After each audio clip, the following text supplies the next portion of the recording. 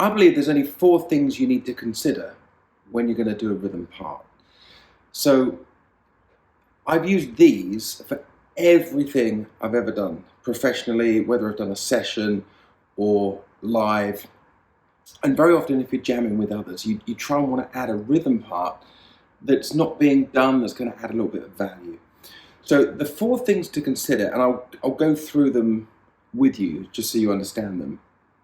The first one is you need to understand how you're going to play a chord.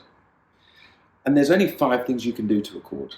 You can strum it, you can let it ring out, you can create a riff with it, you can mute it, or you can pick it. There's nothing else. So let's say our chord was a G. I can strum it, I can let it ring out, I can create some kind of riff around it,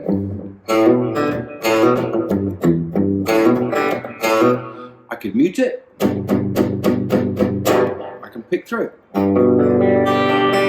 There's nothing else. You can do a combo of them. Maybe we're going to go.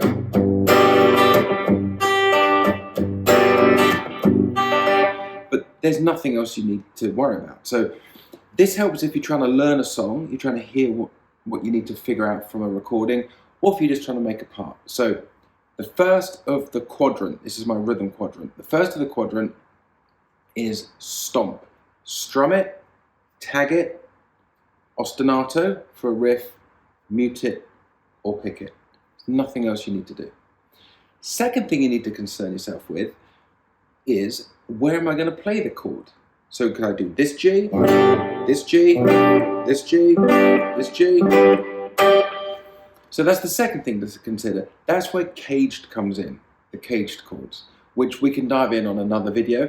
The idea of this one is just to give you an overview of how I approach rhythm. So how am I going to play the chord? Where am I going to play the chord?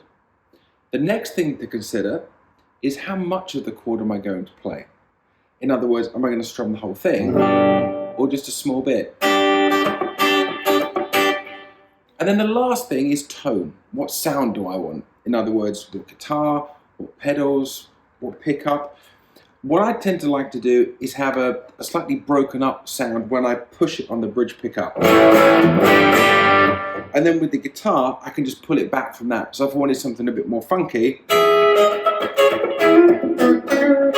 like, not only does it respond quite nice, but there's a little bit of bite if you want it. So let me give you some examples of this.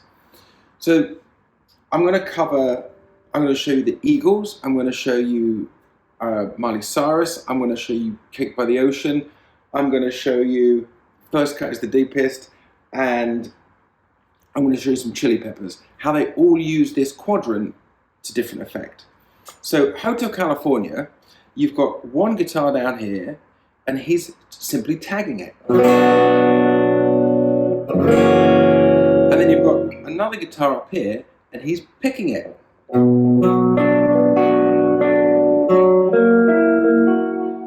So this is where you need to know, how am I going to play the chord, and where am I going to play the chord? You could infinitely add other stacks to it. Another example would be Cake by the Ocean, which is that classic pop song that's got the...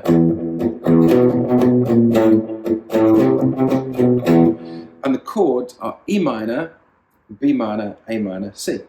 So they find an E minor up here, and they just take the top 3 strings from it. Then they take a B minor from here, top 3 strings, down to an A minor, and then they take a C, but just the top part of that, and they strum it.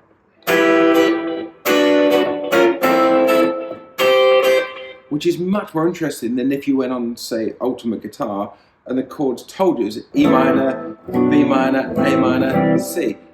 It wouldn't sound like the song at all.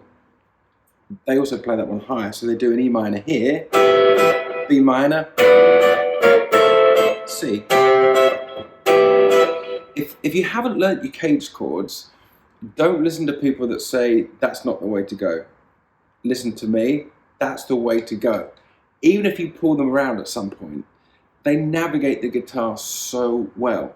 What that means is you need to find, for every chord, you need to find a G shape, an A shape, a C, an E, and a D. Said better, C, A, G, E, D, caged. We'll dive into that in another video. If you want to post, just put a comment below and I'll cover it if you want me to cover it. So remember, we're looking at how you play the chord using stomp, strum it, tag it, ostinato, mute it, or pick it. Where do we play it using caged? And how much of it do we play? In other words, the voicing of the chord. The whole chord or a bit of it. Let's have a look at first cut is the deepest. This is a really good one to play around with actually. So I'm specifically using the Sheryl Crow version only because the chord's a little bit friendlier and it's in D with an A chord, a G, and an A. So the main guitar, like if you want to campfire chord it, it's picking. That's the P of stomp, picking it.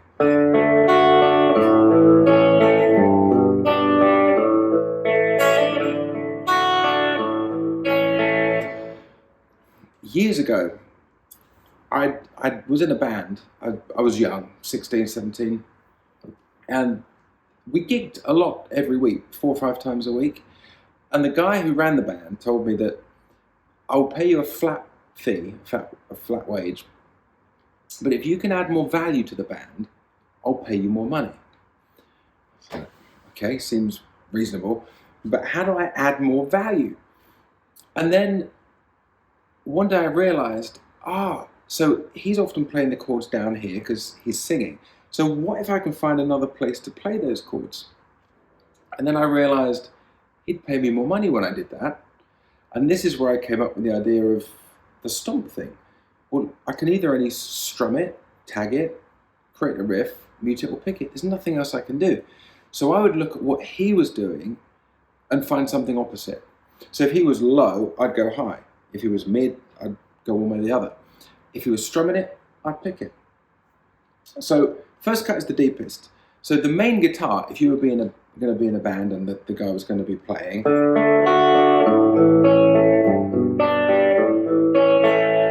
one thing you could do, if you wanted to orchestrate that but not go miles away, you could play a D here on the C shape. And then the A, you could just drop your bass note, and you get that from the G shape, and then go to an actual middle of a G chord, and then back up again to the A. And suddenly you've got quite an interesting part that's not just the basic chords.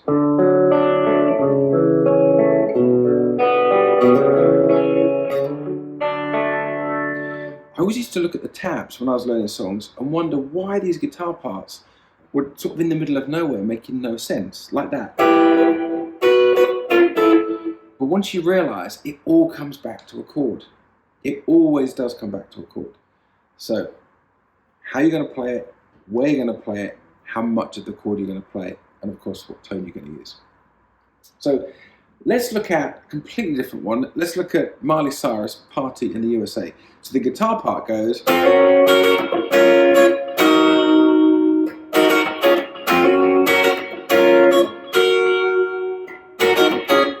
So it looks like a random set of chords, but let's break it down. This one here, that's a D shape, and where that is an F sharp. So there's an F sharp, then rightly or wrongly, I'm treating that as the top of a B flat minor. And then here, that's the same as we had in Cake by the Ocean. That's the top of a A minor shape, so that's an E flat minor. And then it goes. And that, some of these chords don't look like what they've come from, but that's a D flat, just played at the top. So it's F sharp, B flat minor, E flat minor, and then D flat, which is quite cool, isn't it? Like if you learn just that part, although you might recognize some of the shapes, especially that D one, you wouldn't really understand where it's come from. It's always a chord. I promise you, it's always a chord. Let's look at another one that uses this part of the quadrant more. So you've got, how am I going to play it and where am I going to play it? and then how much of it I'm going to play. So let's take an F chord here. So it's an A shape, so using the cage part. How am I going to play it? I'm going to pick it. And how much am I going to play? Just the two strings here, the A and the B string. And then I'm going to move it down to a C. So that's still from the A shape, C. And then I'm going to put it there, and that's from a D minor shape. Or A minor shape, but a D minor chord.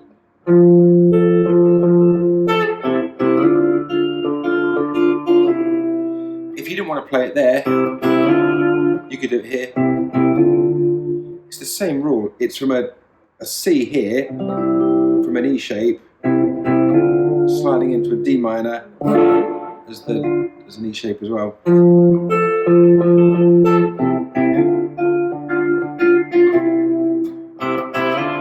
I kind of like the snap of that one.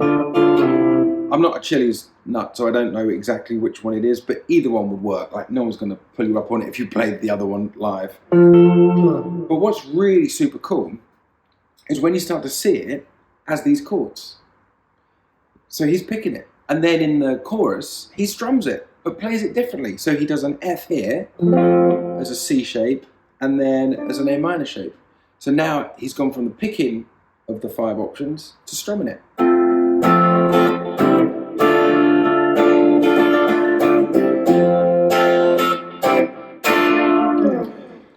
I've covered so much in a short time. So any one of these 4 parts of the quadrant, how you play it, where you play it, how much of it you play, and your tone, we could deep dive in any of those, and you could literally spend months understanding each one. But what I wanted to do is just give you an overview of how I approach rhythm.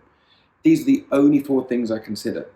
When you're working out a song, you could explain the stomp part, strum it, tag it, etc., to someone that doesn't play guitar, and they could hear a guitar part and they'd instantly tell you what they're doing. And we can do that, right? So then all we have to do is go, okay, does it sound like it's lower or higher? And at a best guess, you can usually hit pretty quick where you are. Is it on the baby strings? Or is it lower? Or am I looking for some fat strings? It's the same chord. Right, hope this is helpful. It definitely has made me a career playing, sessioning, gigging, teaching. Hopefully it's going to simplify things. Like I said, any one of these 4 bits could get overwhelming. Drop me a comment, drop me a line below, and if you want me to explain or dive into any of the quadrants a little bit more, of course we can do that. But for now, when you hear music, when you're writing music, when you're jamming with your mates, just consider these 4 things and look around and think, what could I do that's opposite to what's happening?